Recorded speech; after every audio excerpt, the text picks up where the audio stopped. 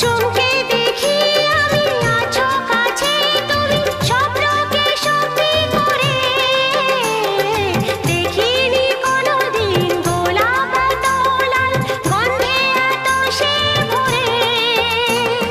ওই ভ্রমরাজি দেলহরাজি অধরা ছিল যে দেশে ধরা যে এই কি সেই স্বপ্নের ওই